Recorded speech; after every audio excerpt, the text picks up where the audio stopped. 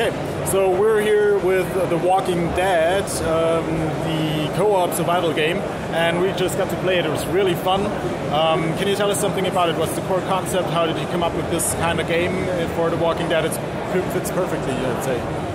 Thank you very much. So Overkills The Walking Dead is a 4-player co-op, like you said, based in the Walking Dead universe. We work closely together with Robert Kirkman, the creator of the comic books, the TV shows, etc.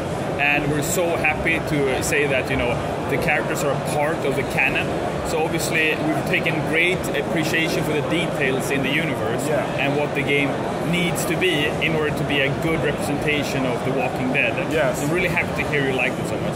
And I think for us what we wanted to focus on was just making sure that it's an action-heavy experience. Because for us, one of the most important things about the comics is the action in the comics. There's a lot of drama, there's a lot of human emotion, a lot of people getting to know each other, conflicts between the characters and so on. But what always stays true is that they have to fight to survive. They have to fight against other humans, they have to fight against the walkers, and that's what we wanted the game to act as a mirror for. So that's why it's an action game with a narrative tied to it. Great, sounds awesome. I actually, The Walking Dead is the only comic book series that I completely own from start to finish.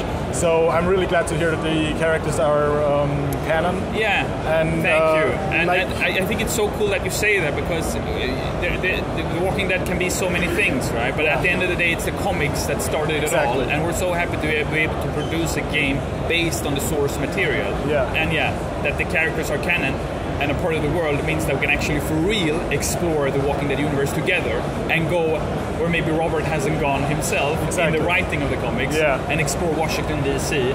What happened? Where's the government? Where is everyone?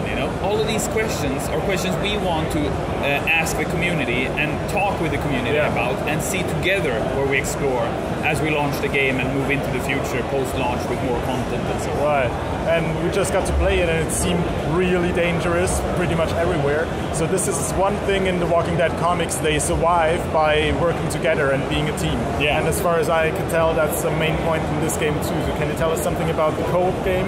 Absolutely. How do you play with each other? Absolutely. So all the different characters have different backgrounds, not only as people, Grant looking for his family and so on, but they also have different skills, right? Because at the end of the day, this is a game and we want people to have fun. That's the most important part. And we care a lot about replayability also. So we want people to have a great experience as they play together, and we want people to help each other as they play the game. It's a very big challenge, the game, so you need to work together. We have this word that we go by. We say you have to think, fight, live. You have to think, because every new approach can be either the death of the group or a success, depending on how well you coordinate the attack. Because you can use stealth, you can go in guns blazing. There's so many different weapons to choose from and so on. And also you have to think, because weapons are degradable. Silencers can degrade and be shut off. Weapons can jam, so you have to unjam them. Absolutely. Scopes can be dirty and so on. So we have these things that add to the co-op factor, but what we also want to do is have skills, etc., that want people that make people fight together. So for example, Maya is a surgeon, so she has a medic bag deployable, so she can help her teammates get more health. Sounds handy. Yeah, it's very handy. And then of course there's Grant with his skills and so on. So it's definitely a big part of the game, the co-op.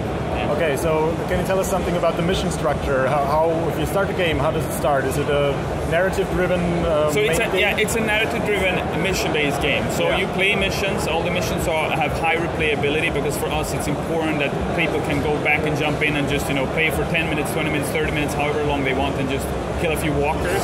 But there is a red thread in the narrative. It's an action-based game, but with the Walking Dead universe, it would be criminal not to enjoy the storyline and create a new storyline. And we've created a new original storyline within the Walking Dead universe, featuring our 4 characters and the family that you were just fighting in the Vildia tribe. So you were just playing and you were trying to retrieve a radio. How did that go for you? Well, in the end, we died. We would have died really early if we wouldn't have helped each other out all the time. So I think was like 5 minutes in that two of our team died, and we had to revive them. And because you said about you have to think, then react. That also goes for the level design, because when you break down a door, for example, of course, there could be a horde of walkers behind that door. And that's the thing, you have to fight also in the game, right? So that's why we have so many weapons, weapon customization and so on, because it's such an important part of the game. So, and then you have to live, you have to take care of your camp. The camp is almost like a fifth character, one could say. And it's a lot of things to keep in check, but as a group you can do anything, you know? Yeah. So that's the cool thing. Sounds great. And you were telling me about the lifeline concept that you have. So when's the game going to be out and playable for? So it's coming out on PC on November 6th, and for consoles in February. All right. So what we're going to do is that we have this concept that we call the lifeline. Yeah. So the lifeline will start as the game gets released, because we're not going to release the game and then, all right, we're out of here. Sure. We're going to continuously develop the game together with the community, because for us it's so important to listen to their feedback, see how they appreciate the story, the game content, the action, see what weapons they like, what weapons they don't like, and see where we take the game together. You could almost say that the lifeline is like a series concept, right? So we have the first season, if you will, featuring content, and then we talk with the community, see what they like and what they don't like, and then we move together from there. And that's the cool thing, right? Because we are big fans of the Walking Dead universe, and hearing you saying that you own the comic books and so on, who hasn't thought, what happened there, Where would I go in the Walking Dead universe? And that's what we want to discuss and talk about with our community, and check that out ourselves together. Cool. Can't wait to play it when it's out. Just one final question. Is there a chance for getting additional new characters from the books in additional content at some point? That's a very good question. We'll have to talk with both Robert and the community and see what's going to happen, But that's up to us with the community and stuff like this, What characters would people like to see? Where would they like to go? Great. We can do whatever we want together. Awesome. Can't wait to play it. Thank you. Thank you.